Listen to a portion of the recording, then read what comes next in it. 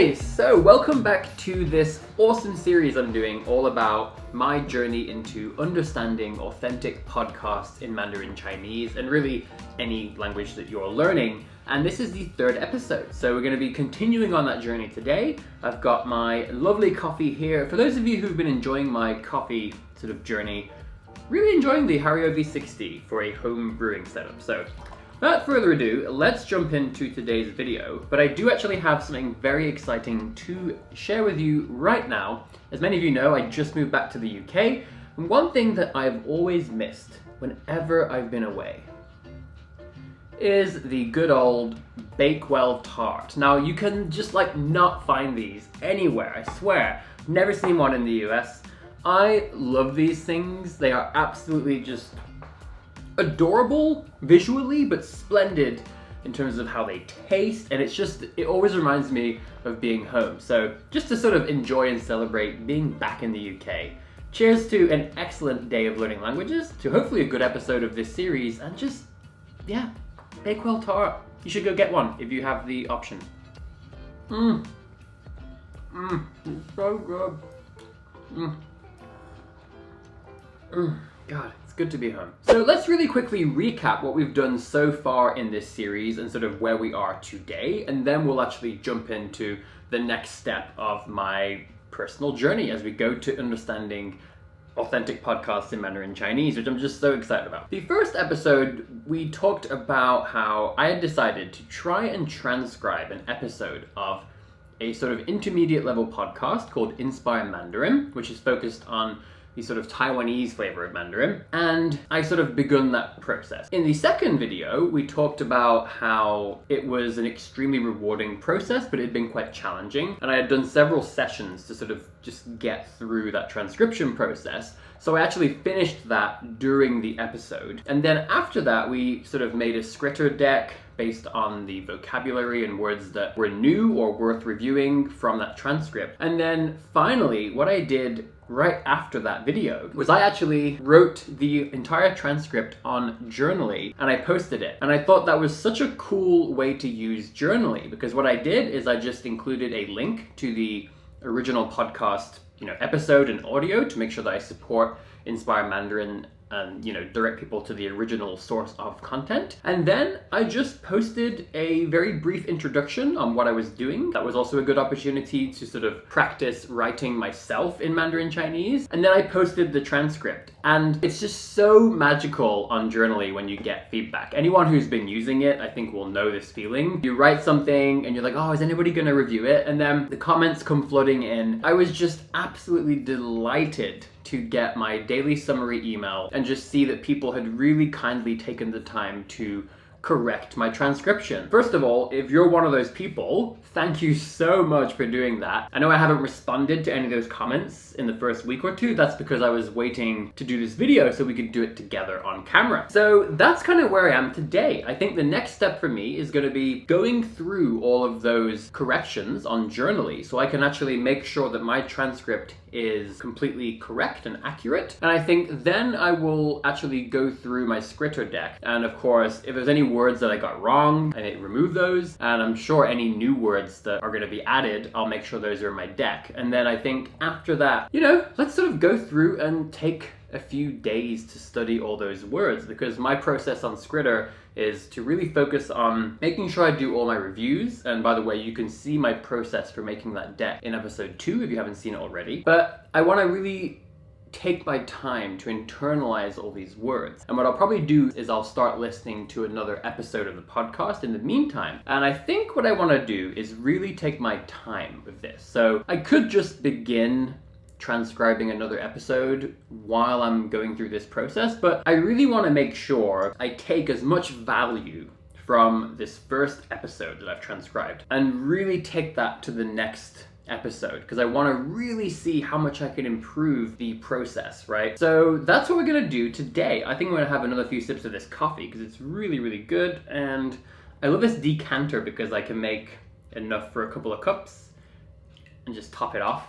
It's just satisfying. But yeah, so I'm gonna go on Journaly. I'm gonna look through all the comments, and I guess one by one, I'll just go through and I will apply all of the corrections. I'll try my best to respond to everybody because I think that's nice. And then I guess I'll check back in with you and we'll see what it was like to receive those corrections, and maybe we'll talk a little bit about how bad was my first draft. I don't really know. I just know I got a good amount of comments, but I haven't really read them yet. I've deliberately waited for this moment. So let's find out how bad my first draft really was. All right, so here we are at the Journaly dashboard. By the way, oh my God, it's just so much fun seeing all these posts. Let's go over to my post and we can see, wow, look at that, 52 comments. I'm absolutely ecstatic. I can't wait to see this. First of all, let's kind of scroll through. As you can see here, I wrote like a quick little intro, and then I gave the links to the podcast episode and the original website. And then here is my transcription. And as we scroll through, we do see quite a few comments. But you know what? I think this is fantastic. I'm not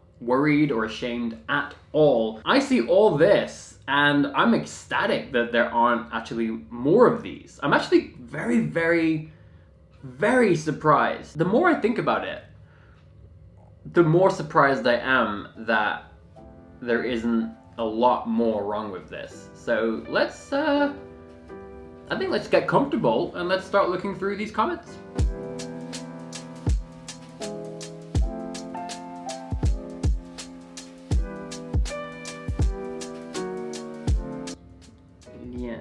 Lian Shu. Oh, interesting. So I heard this kind of as like a Lian Chu or Chu, but I was struggling, so that makes more sense. Interesting. Okay. 就是. Oh, interesting. Wow, you know, I'm actually kind of surprised that I didn't catch that, because I hear so much 就是 like it's really, really common. And I heard it a lot in this episode, so I'm kind of surprised I didn't catch that, but that's really good to know.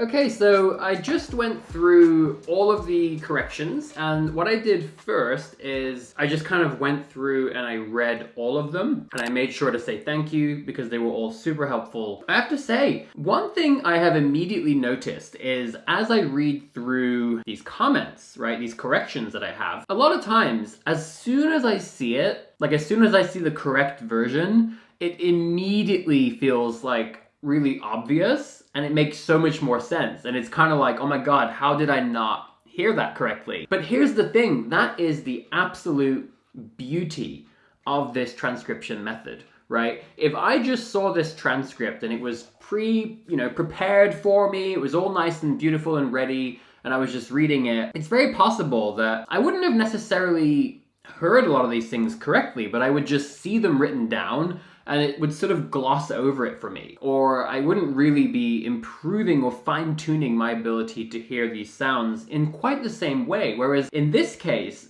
you know, some of these things, I listened back 3, 4, 5 times, I tried so hard, and I couldn't quite distinguish the sound. So now, seeing the transcription, listening to it again, and then seeing like, oh, that's what they said. And very often, it's very simple. That's gonna help me so much next time I hear those sounds. And my personal idea with this is that as I go through and as I continue to fine-tune my ability to sort of differentiate and hear all these different sounds, I think it really impacts my overall listening comprehension. So it's not just about, okay, now I learned a new word. This is fine-tuning my overall ability to just hear Mandarin Chinese and listen to it and parse it into meaning and discern the different sounds and which ones map to certain characters and where certain words begin and end. And I just love it. And that's just listening comprehension. That's not even including all the new vocabulary. I've learned a ton of new words, not just from transcribing it,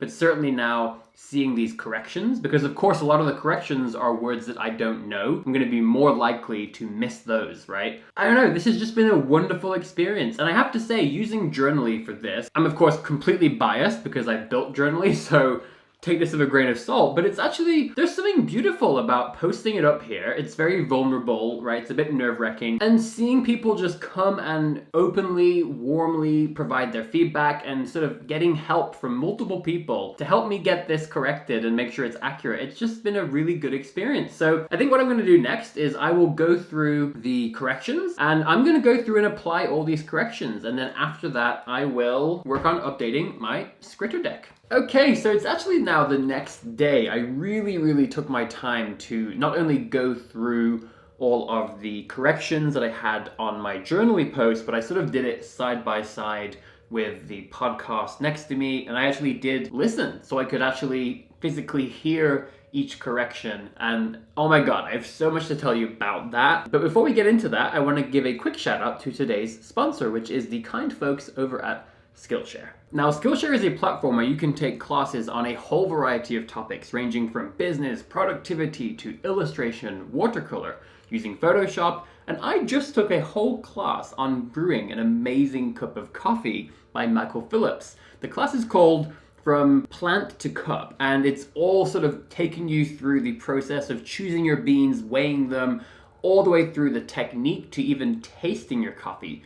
And I got a lot out of it, so I just love that I can take such a wide breadth of classes on Skillshare. Skillshare enables you to really explore your creativity for less than $10 per month with an annual subscription. And Skillshare has also kindly offered a free trial of premium membership to the first 1,000 people who click the link in the description. Thank you so much, Skillshare, for making this video possible. So, like I said, that was an absolutely spectacular, just sort of whole little mini journey to go through. You know, the comments I got were so useful, and people actually took the time to not only correct things, but leave me these really helpful notes, such as, you know, certain sounds are commonly pronounced a bit differently in Taiwan and in southern China, or, oh, this is a word that is often used instead of this. I think especially the notes that people gave me, this is this sound, but you'll commonly hear it slightly underpronounced in places like Taiwan, or you'll hear this alternative sound or this alternative pronunciation. Those things